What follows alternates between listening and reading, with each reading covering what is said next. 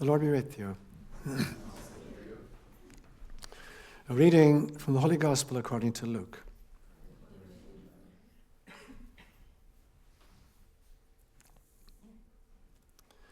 There was a rich man who was dressed in purple and linen and lived in luxury every day.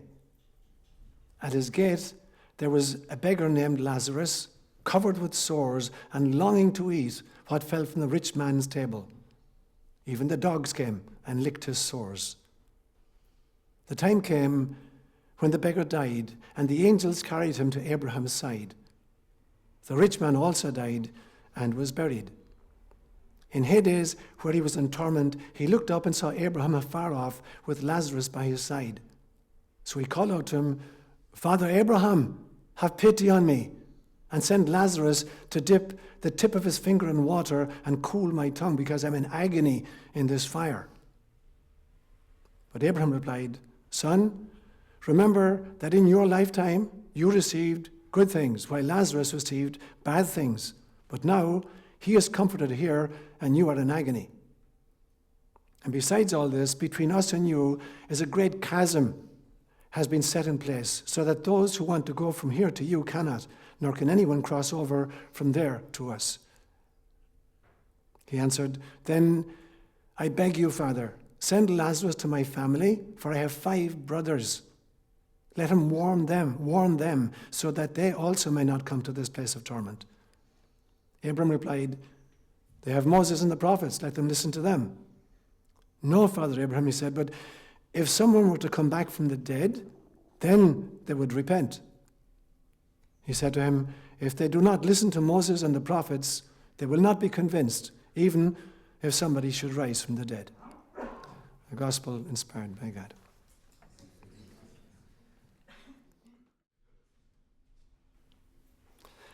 My mother was a seamstress by profession. She was really, really good. So she made all my sister's clothes. And in fact, the first vestment I ever wore for my ordination, she made the chasuble for me. She was really, really, really good. So she was really, really disappointed with her second-born daughter, Ethna. So I have 2 sisters very, very close in age. Deirdre, who was born in 1949 on September 3rd, and Ethna, who was born on the 3rd of August in 1951. So there's just 2 years between them. But they're as different as chalk and cheese. So Deirdre was exactly like my mother. You know, very, very domesticated, really, really good at housework, excellent with, making stuff. She made all her own clothes. And in fact, she's an artist, but she works in fabrics. And she's made a lot of my vestments that I keep up in my own home. Deirdre has made those for me over the years. So she's a great artist, but very domesticated as a little child. Really good at housework, sewing, knitting, making clothes. Edna, on the other hand, was a total tomboy.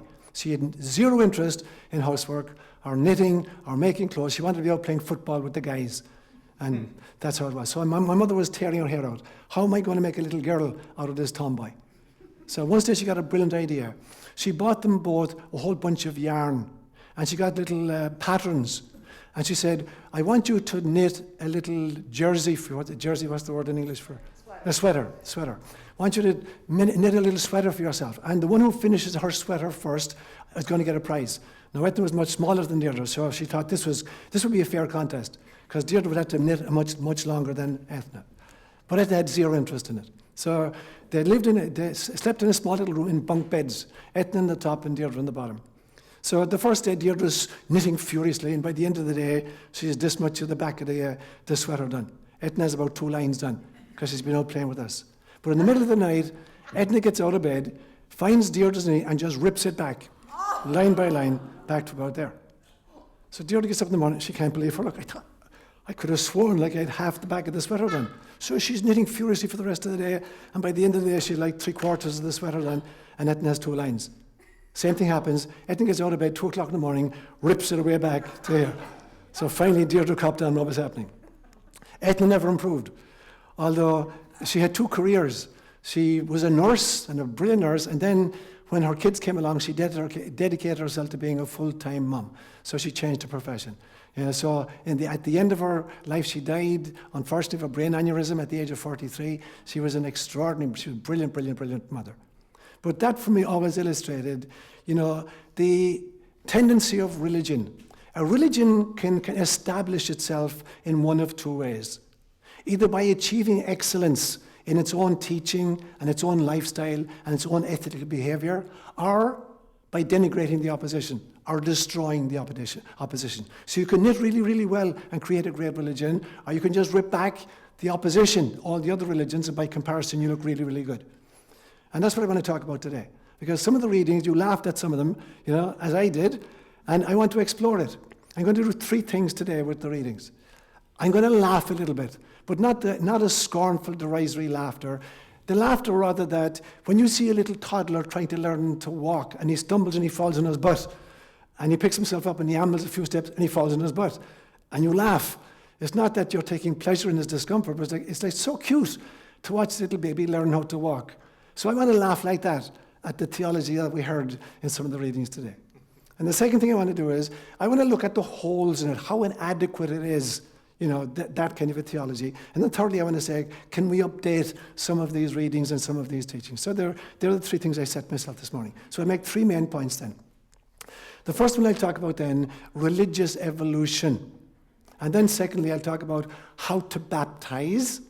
And then thirdly, I want to talk about there ain't no hell. So there are the 3 points I'll make this morning. So the first one, religious evolution. Now you've heard me say this many times. When I look at the history of religion again and again and again and again, it goes through the same stages, whether you're talking about Christianity, Judaism, Islam, Buddhism, Hinduism, they go through all the same stages. They all start off with some kind of an extraordinary mystical impulse. Some great guru or some great prophet like a Gautama Siddhartha or a Jesus Christ, or a Mahavira, somebody like that, starts off with this great mystical impulse. And they're charismatic characters. And so they collect a bunch of followers who are fascinated by their charisma and by their teaching. And then at some stage, the prophet either gets killed or dies. And now you've got a group of bereaved followers. So they organize themselves into some kind of a community. That's the next stage. Now, at some stage, the community is going to need some kind of a dogma or some kind of a creedal formulation, something to kind of hold them together as a unit. So now the theologians come into their being, and the theologians start creating all kinds of weird stuff and asking people to believe it. So the theologians begin to lead the movement initially. But then when it gets more successful and it becomes an institution or an organization, the bureaucrats push the theologians aside, and the bureaucrats take over, and they now use the theologians to support whatever viewpoint the bureaucrats need to establish. And then if it becomes really, really successful, they begin to create a kind of an orthodoxy and a heterodoxy and fallacy. And they want everybody to cling very, very tenaciously to orthodox teaching. And if they don't, there'll be inquisitions inside, even to the extent of torturing and killing people who won't believe, what they should believe as part of the organization. And if they're really, really strong and they're in a political position, they'll start killing people outside the system in crusades and stuff like this. And then at some stage, some new prophet comes from the system and says, this is total mishigas. This is not what the founder had in mind. Here, rather, is what the founder had in mind. And there's a new movement.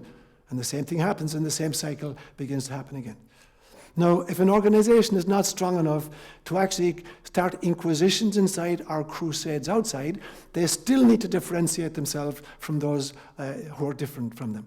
And so they create the most ludicrous of differentiations. And I'm just going to give you two simple examples, one of which appeared in the first reading. The first way is you differentiate yourself from a group you're trying to break away from, or a group that you're in competition with, by choosing a different day of the week to be the holy day.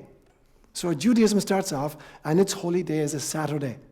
And Christians come out of the Jewish movement, and initially it's a Jewish renewal movement. But then when things get really bad between them and they separate out, in order to differentiate themselves from the Jewish origin, they decide to pick a different day as the holy day. And now they pick Sunday, and Sunday becomes the holy day for Christians. 600 years later, the Muslims came along, and Muhammad originally saw himself as being in the lineage of the prophets. According to him, there were 1,200 prophets, and the one before him was Jesus, and he's the last. He's the seal of the prophets. But he saw himself in the Jewish lineage, and he appealed to the Jewish communities. There were several Jewish tribes in the Arabian Peninsula, and he appealed to them and said to me, I'm the latest prophet in this lineage. But they rejected him completely. So now he decided, okay, gave him the finger and decided he was going to set up his own holy day. So he wasn't going to accept Saturday, no, because he was breaking from Judaism. And he wasn't going to accept Sunday, because the Christians had that one as their day. So he picks Friday. And they changed the way that the days are numbered.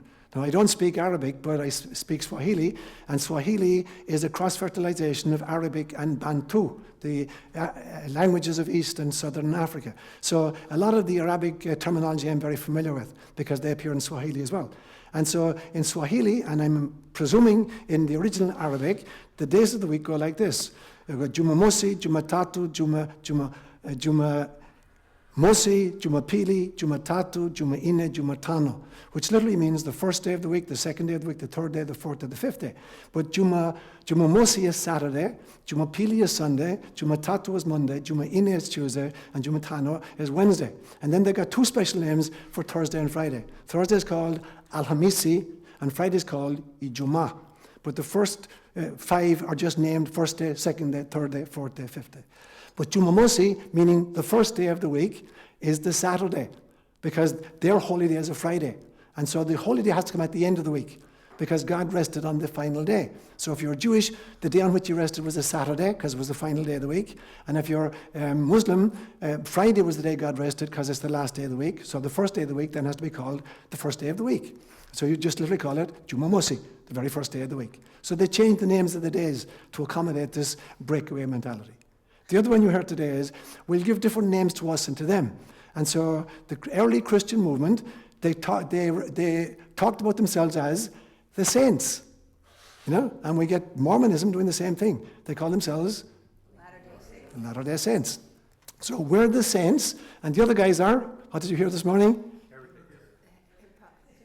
The hypocrites. Very simple division into two camps. There's the saints and the hypocrites. And it's very easy to know them.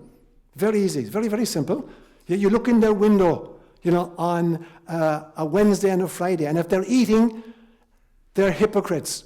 If you look in their window on a Monday and a Thursday and they're fasting, they're hypocrites. So it's very, very simple. You differentiate the saints from the hypocrites very, very simply, because the hypocrites fast on Monday and Thursday, and the saints fast on Wednesdays and Fridays.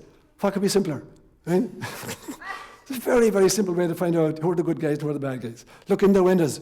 Are they eating or are they not eating? What day of the week is it? Oh, immediately. They're either hypocrites, or they're saints. Now, the Irish couldn't quite make up their mind. So the Irish are half hypocrite and kind of half saint. And it comes out like this. The Irish also renamed their days of the week. And so, for instance, in Irish, 3 of the days of the week have pagan names on them. And 3 of them have Christian names on them, and one of them has the Lord's name in it. So in Ireland, we call Wednesdays called Oncéadín, which literally translates as the first day of the fast. Thursday is called the Dardín, which literally means the second day of the fast. And Friday is called the Hina, which means the great fast. And then Monday is a pagan name. It's called De Luin, from the Luna, the moon, so it's the moon day. And Tuesday is called De Mort, which means the Mars day, from Mars, another pagan name. And Saturday is called De Saturn, from Saturn, so it's a pagan day. And then Sunday is called De Daunig, which literally means the day of the Lord. So you've got 3 pagan days, 3 fast days, and then the day of the Lord. So we messed around our own calendar to accommodate, but we couldn't quite make up our mind, because the Irish fasted, on Wednesday, Thursday, and Friday. Now, Wednesday and Friday are fine, because that's the days that the saints fast. But they fasted on a Thursday as well, and that's the day the hypocrites fast. So the Roman Church couldn't figure out these Irish what they were about. Were they with us, or were they against us? Are they hypocrites, or are they saints? They're saints because they're doing it on Wednesday and Friday, but they're hypocrites because they're also doing it on Thursday. So it's like the Irish either couldn't figure out their minds, or they figured like they were going to go gangbusters. Everybody else is just fasting 2 days a week. We're going to do it 3 days a week. So, this is the ridiculousness with which people start differentiating themselves out. Using simple little things like that to make sure that we're different from them and we're better than them. So that's the first point, just to laugh at that notion of the hypocrites and the saints. That's my first point. The second point then, I want to talk about how to baptize. If you were listening carefully again to the first reading, there's a protocol in the early church. And the system is, it's full immersion. You dunk people in water. And the ideal is you have to do it in running water. That's the ideal. So you have to find a river someplace that's flowing, and you dunk them in the river. However, if you live in the middle of the desert, then there's no kind of running water, but there's a little lake nearby. Yeah, well, if you have to, you can dunk them in a lake instead. That's second best. It should be cold water, because people need to really suffer when they're getting baptized. They're really frigid. So when you're pouring water over a baby's head, you make sure it came right out of the fridge, so you get the baby screaming his head off. So it should be cold water. Best preference, cold water. So that's why the Eskimos are called God's frozen people. So you can pour real cold water over their heads. If you don't have cold water, you're living in the desert and it's hard to keep water cold, it's kind of humid. Okay, you can use warm water if you don't have anything else. And if you're really stuck and there's no water anyplace, you can take, a few teaspoonfuls and just pour it over their heads. But the ideal is it should be in really freezing water that's running. Now, so that was the kind of the teaching at the early church. Now, when I was living in St. Aloysius Church in Palo Alto, in the period of time that I was, working in the Diocese of San Jose, I got moved around a few times. I was in St. Albert's for a few years, and then I was in St. Aloysius for a few years, and I was in St. Anne's for a few years. But they sold St. Aloysius while we were there. They sold it to the Ananda community, so the church would be closed down. But I came across an old copy of the Baltimore Catechism. I'm sure you guys know that very well. And I still have it. You do it great. Because I was fascinated. I couldn't believe that when I was a child, I was taught this stuff and I believed this stuff.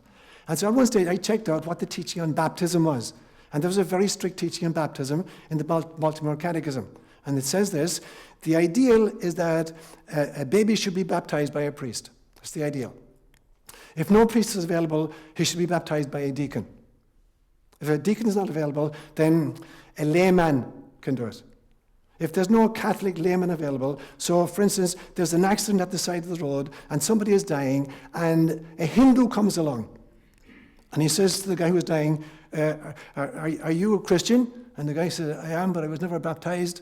Then the Baltimore Catechism says the Hindu could baptize, or anybody who's non-Christian even, could baptize a dying person as long as he does it according to the mind of the church. So I have to say to you, I'm only Hindu and I don't understand, but you're a Christian and I'm baptizing you according to the Christian tradition, whatever that means. Here you go. And it's valid. It works. He's validly baptized. If you can't get a Hindu and you're dying, last port of call, you can get a woman to do it. Literally. That's the Baltimore Catechism. Last port of call. If nobody, there's not a priest available, there's not a deacon available, there's not a layman available, and there's not a Hindu handy, you can get a woman to do it. I never liked that. Yeah, you never liked it? No. Why not? Makes a lot of sense to me.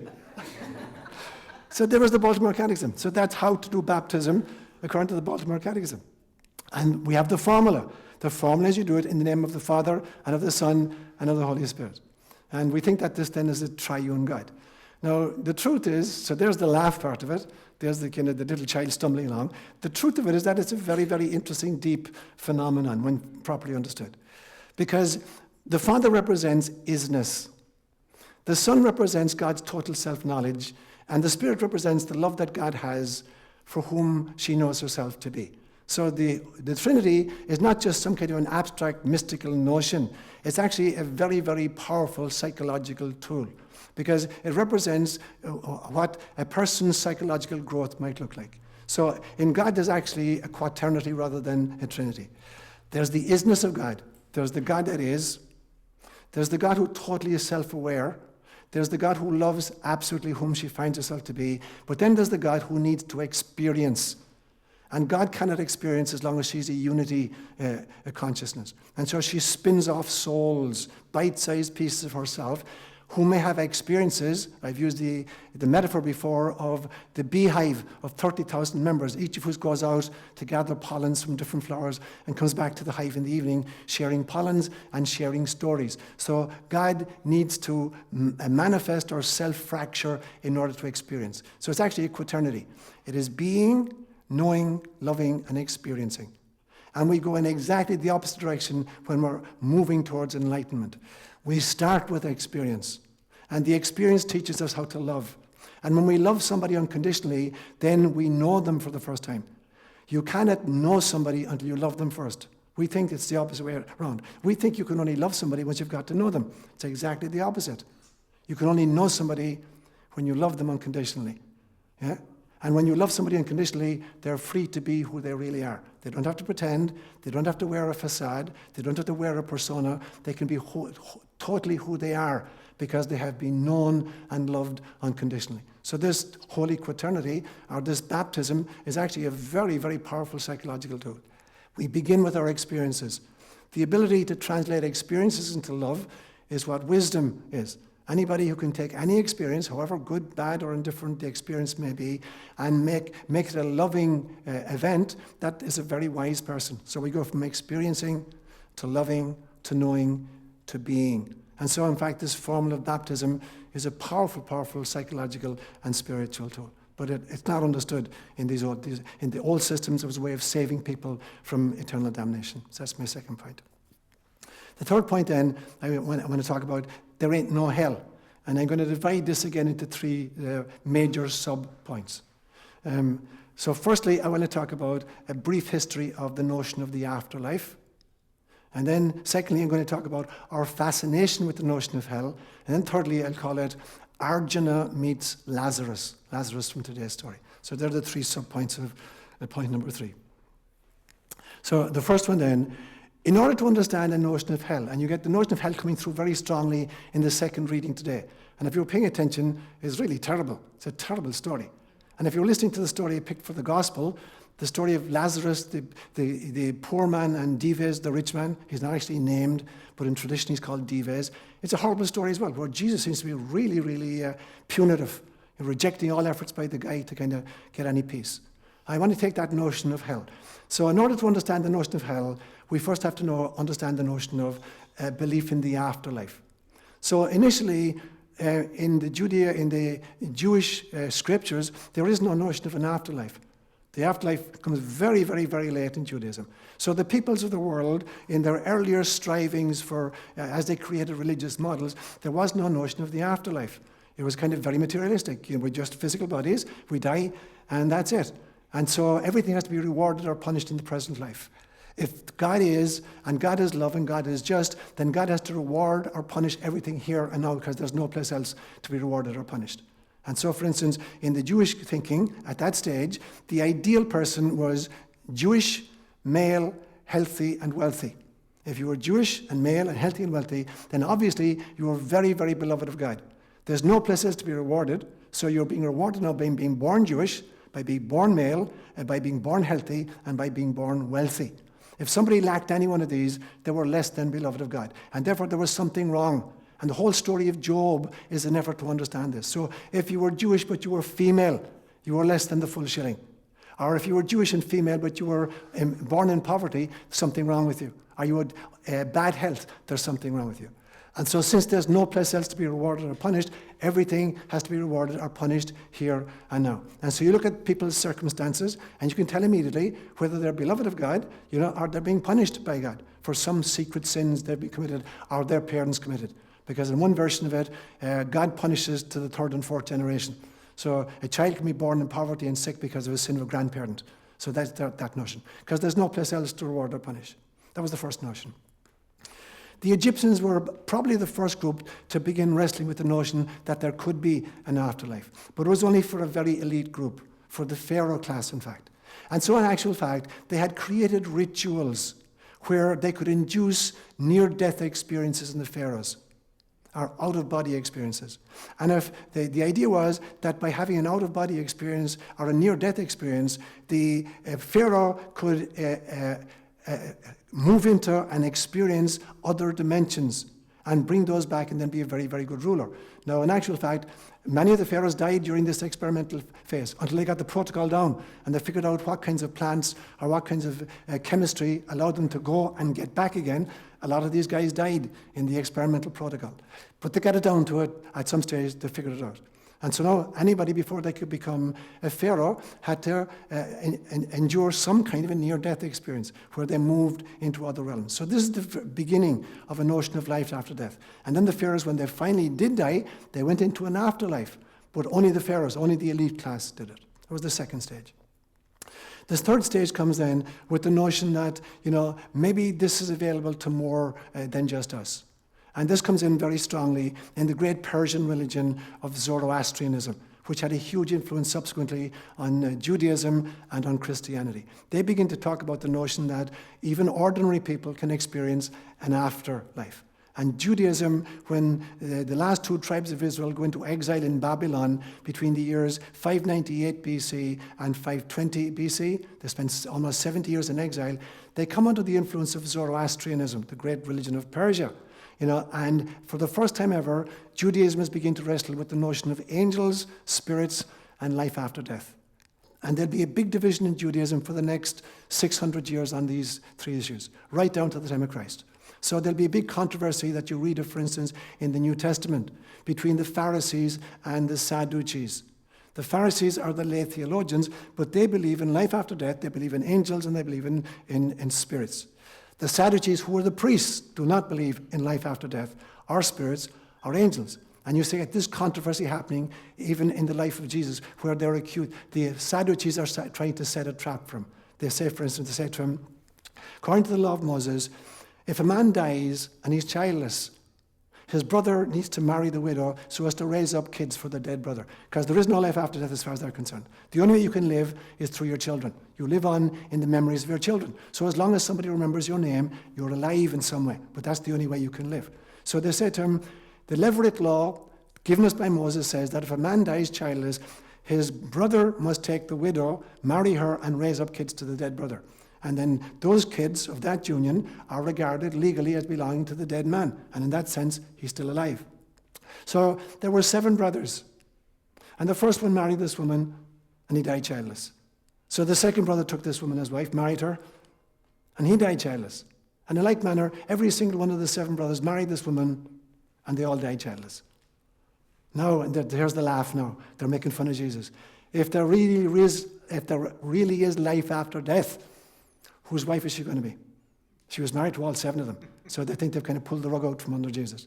So still at the time of Jesus, the mainstream theologians did not believe in life after death. Now, a little bit around near the time of Jesus, about 150 years before him, the Maccabees, you read in the book of Maccabees, they're beginning to wrestle with another notion of life after death. And in this notion, only the good survive death and rise from the dead. The bad people are extinguished. They no longer exist. And so there's a statement in the second book of Maccabees where they want to make ritual offerings in the temple in Jerusalem for the fallen soldiers who have died in the struggle for independence, because they will rise from the dead. But the rest of the bad people don't rise from the dead. So there's another version of life after death. Only some people rise. So for the Egyptians, it was only the pharaohs rise. Now for the Maccabees, it was only the good people rise, but the others don't. Christianity, however, and Islam take it to a whole new level. And they wrestle with the notion that there is a life after that, and it's either a thumbs up or a thumbs down. And there's 2 judgments. There's what we were told as Catholics, there's the particular judgment, which happens immediately after you die. You meet God, and you get a thumbs up or a thumbs down. And then at the end of time, there's the general judgment. And this always fascinates me. That somehow God is going to gather all human beings into some huge big football field.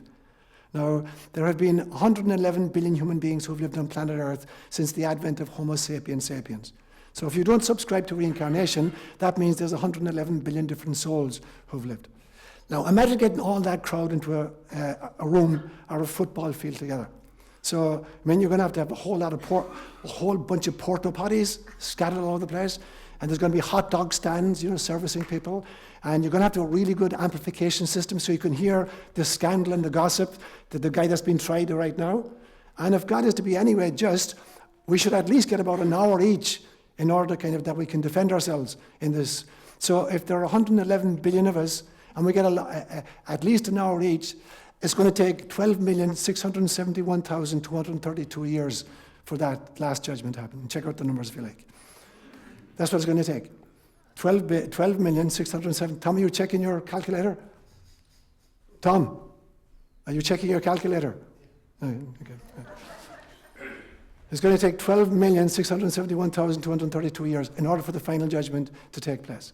It's a totally ludicrous notion. But that was the version that both Christianity And Islam came up with this final judgment. Yeah, and then we get the final thumbs down or the thumbs up. So that's the kind of history of the afterlife. Situated within that then is the notion of hell. You can only understand hell if there is an afterlife, obviously. So the second part was then our fascination with the notion of hell. And particularly in the Middle Ages, or a little bit later, during the Renaissance, there was a total fascination in Christian iconography and art with the notion of hell in literature and paintings. And so you have Dante's Inferno, and the different levels of hell. And you got a great story, it's a true story, of Michelangelo. When he painted the Sistine Chapel in the Final Judgment, all the figures, and many of the figures during the Renaissance were naked figures. The human body was being portrayed as naked. And there was a cardinal at the time, he was actually the Secretary of State, who was really, really upset at all these naked bodies appearing in paintings, all over the Vatican. He was really, really upset. And he really thought that this was really bad. And particularly Michelangelo's, Last Judgment, he complained to the Pope and he says, this painting is more appropriate in a brothel than in a church. And Michelangelo got to hear about this because there were naked figures. Michelangelo got to hear this, so he painted this guy into the Last Judgment. And he painted him with donkey's ears, and he painted him totally naked, and there's a big snake wrapped around him who's biting off his genitals. And the cardinal went back to the Pope and complained bitterly, look what he's done now. And the Pope's response, it seems at the time, was, I have no jurisdiction in hell, I can't change it. But a few years later, the Council of Trent came along, and the Council of Trent decreed that all these naked figures needed to be repainted. So they employed a whole bunch of new painters who painted pantses on all the naked figures in the Vatican. So, but there was this fascination with this notion of hell, and they're depicted in glorious form. So what is the story with hell? I heard a story one time about a tiny little town somewhere in Arkansas, a little village of a place with maybe 100 inhabitants, but there were 2 Baptist churches there. And a stranger comes into town and he says, what's the deal?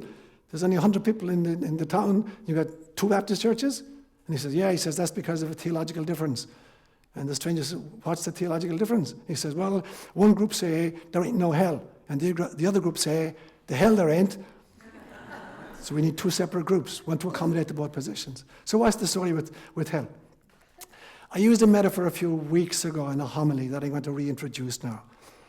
Imagine the sun is streaming golden strands of light into this room. And imagine there's one particular shaft of light that's beaming down here, and I get a box. Can I borrow this? Who owns this? Great. And I open it up, and I allow the light to shine inside in it, and when I have a lot of light in it, I trap it. Say, right, I've trapped a whole bunch of light, and now I get down to the basement where it's pitch dark, and I open it up to see if I can see the light inside in it. Is there any light there? You can't separate a sunbeam from the sun. You can't do that. And a soul is a sunbeam, and God is the sun. You can't separate a sunbeam from the sun. You try to trap it in a box like hell, it can't be trapped. You cannot ontologically separate the soul from God. You can separate it psychologically.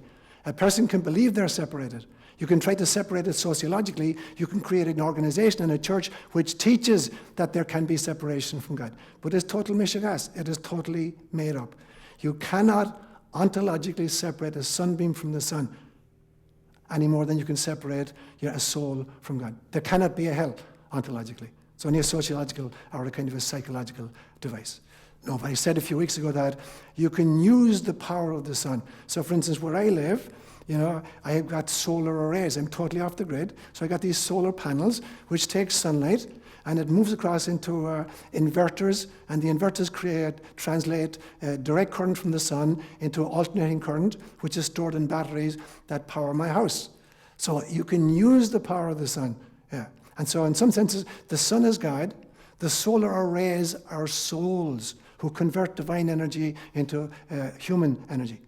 The inverter is incarnation. It translates DC into AC, translates divinity into incarnated experience. It's stored in batteries. The batteries are the heart that is on love, on fire with love. And the power that reaches the house is, the power of enlightenment. And so in some senses, the sun indeed is creating the power when I put on the switch inside in my house. But I haven't trapped God All I've done, I've learned how to utilize the love of God or the fire of the Son to power the house. And this is the connection between the soul and the source. You cannot separate a soul from source. Ontologically speaking, it cannot be done. So, physically, truly, ontologically speaking, there cannot be such a place as hell. You cannot separate a soul from source. Even it can only be done psychologically. You can persuade people that it is so. And people will then experience hell, even in the afterlife for a period of time, until they come to their senses and realize this does not make sense to me. If God is love, then the only thing that exists and the only thing that lasts is love. And my final 3.3 point is this. I call it from Arjuna to Lazarus. So there's one of the great books of Revelation in the Hindu tradition is called the Mahabharata. It's a huge, huge, huge big book called the Mahabharata. And one of the great stories in the Mahabharata is the Bhagavad Gita. And the Bhagavad Gita is a story about Arjuna and his brothers who are in battle with their cousins. And Arjuna's charioteer, he doesn't realize it, is Krishna. And Krishna is the second person of the Hindu Trinity, just like Jesus is in the Christian model. But Arjuna doesn't realize this. But he's having a dialogue with this charioteer, who's actually the incarnation of the divine. And at some stage, so there's Arjuna and his brothers are fighting their uncles and their cousins for reasons of land. And at some stage, all four brothers die. And there's only Arjuna left and his dog, of whom he was very, very, very fond. And there's a great story that says, at one stage, Arjuna approaches the gates of heaven. And he comes to the gate, and the gates are thrown open, and he's given this extraordinary welcome, because he was this great, great, great hero to say, Arjuna, come in. We've been waiting for you. This is great. We've been waiting and waiting and waiting for you. And Arjuna is delighted with the reception. And he begins to step inside, and he says, where are my brothers? And St. Peter says to him, sorry, your brothers didn't make it. And Arjuna says, if my brothers aren't here, I'm not interested in going in. He turns around and starts walking away. And St. Peter says to him, no, we're only joking, we're just testing you. We wanted to find out if your own need for comfort was greater than the comfort of your brothers. So they're here, look at them. And the guy says, hi, Arjuna, here we are. So he starts walking in. And Peter says, hey, where are you going with that dog? There are no dogs allowed in heaven. And Arjuna says, this dog has been my most faithful companion of all. He says, if the dogs aren't allowed in here, I'm not going in either. So he starts walking away. And Peter says, and finally, that was the final test. We wanted to know if your love for all sentient beings was bigger than your own comfort level. Come in. He's very, very welcome. And they walk in, and the dog turns out to be Krishna in disguise. Yeah. So in fact, he's an incarnation of the divine as well. Hold that in mind now as I unpack this story of Lazarus for you. So according to Luke, here's this parable that Jesus tells. And the parable is this. He says, once upon a time, there was a very rich man who dined sumptuously every day and is dressed in fine linen and purple. Purple is the royal colour. And outside his gate was this poor man called Lazarus, covered in sores, longing for just the scraps that would fall from the rich man's table, but nobody gave them to him.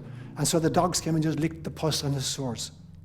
And then Lazarus died and was taken to the bosom of Abraham. And the rich man died as well and was buried. Interesting little phrase there, he was buried. There's no mention of the Lazarus being buried. Lazarus was just a homeless person, so when he died, he just rotted at the side of the road, or the dogs ate it or whatever, but he wasn't buried even. But the rich man died, and he probably put in a great sarcophagus. And however, he winds up in Hades. And he's looking up, and there's Abraham, and Lazarus sitting beside him. And he's in tremendous torment. And he says, Father Abraham, can you please send Lazarus down and just have him dip his fingertip in water and cool my tongue? I'm really in agony down here. And then Abraham says, can't be done. You had it pretty good when you were alive, and this man was really suffering. Now it's your turn to suffer. And besides, there's a big chasm between you and us. We're not allowed to go down there, and they can't come up here. And the guy thinks, okay.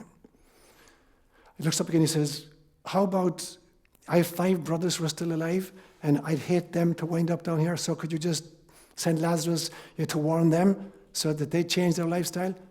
And Abraham immediately says, no, he says, they got Moses and the prophets. They won't listen to Moses and the prophets, they won't, that's their own shouting, that's their own problem. Now, it sounds like a really, really, really cruel Jesus. Now, Jesus is only using this story as a teaching modality because he's teaching a very specific message. The message has nothing got to do with hell. It's a message about karma, that in some senses, that every one of us gets the opportunity to learn from our mistakes. That's the kind of point he's trying to make. And he's making the point that every one of us in some senses, has a responsibility to ourselves and to others. But this story has been twisted into a metaphor of hell and damnation, and that there's a chasm between us and them. In fact, one of the teachings of medieval Christianity was that one of the great joys of heaven was looking down on the torment of the damned. And that came through in the second book of Ezra, the very same thing today. When it gives 7 different reasons for people who don't get to heaven, you get the same notion. That part of the joy of heaven is like you're looking down on the guys who are suffering and you're throwing your beer cans down on top of them. Yeah. So does that really feel like Jesus' teaching? So I'm going to give you a totally different ending to that story. I'm going to take that story on a few pieces. And it's based on my understanding of Jesus' own, how he actually lived out certain circumstances. In a great, powerful vision I had some years ago, and I spoke about it, I think, a few Sundays ago, I had this vision of Jesus on the cross, and it felt like in my vision, I was literally looking out through his eyes, hearing through his ears, feeling through his sensorium. And initially, because of the torment he's experiencing, he's totally wrapped up in his own pain. And he's wrapped up, firstly, in his own psychological pain, because it feels like that the Father has abandoned him. It feels almost as if this has been a gigantic hoax, and that his idea that he had come, as a being of love to try to inculcate compassion in the world was a cruel joke perpetrated on him by maybe Satan or somebody. So he's really, really disoriented. And he calls out, my God, why have you abandoned me? Why are you making a fool of me? Why did you set up this hoax? He's really, really in mental turmoil. And then he becomes aware of his physical discomfort. And again, it's like the rich man can just give me a tip of water on my tongue. He cries out, I'm really, really, really thirsty. So somebody who's experiencing that is not going to tell that parable of Lazarus. Yeah, it's a different meaning. Then there's a shift. He goes through that period of crucifixion, and then he becomes aware of his family standing at a distance. There's Mary and there's John. And now he's concerned with what's going to happen to them when I die. And so the famous statement in John's Gospel, son, behold your mother, mother, behold your son. I want you guys to look out for each other. So now his concern is for his family. He's transcended self-concern, and he's concerned for family. Next, he becomes aware of the 2 criminals crucified beside him and screaming out in agony. One of them really vilifying him, and the other one says to him, Lord, remember me when you come into your kingdom. And Christ saying, I guarantee you, today you will be with me in paradise. So now he's extended the love, has gone from self-concern to concern about family to concern about fellow suffering beings, total strangers to him. And then the final piece of it, to the enemies, those who are taunting him. And he says, Father, forgive them. They have no idea what they're doing. Now, hold that in mind when I unpack this story for you. I give you a second ending to this story. So here's this rich man in hell, and his first concern is for himself. Just like Jesus' first concern was for himself. I'm really, really suffering here. I'm really thirsty. I want someone just a drink of water or your tip of a tongue. And it's rejected. And then he begins to think about family, as Jesus had done. Well, if I can't be saved, can you at least save my family? Don't let them come down there. And that seems to be rejected as well. And it's only rejected because that is not the end of the story. There's another ending to the story.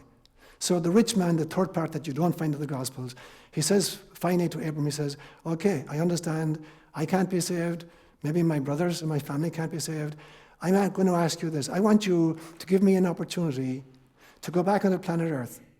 And I want to try to learn how to love, and I want to be of service, not just to other human beings who are suffering, but even to the dogs that were licking Lazarus' sores.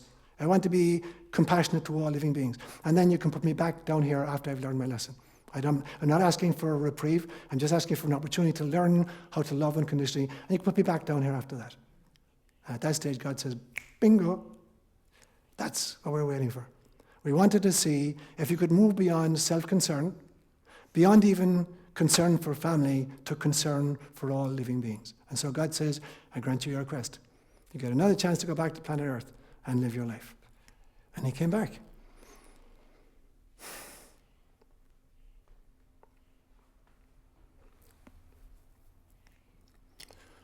He came back 1,200 years later, and he came back as a rich man who understood that the riches were to be used for the welfare of all.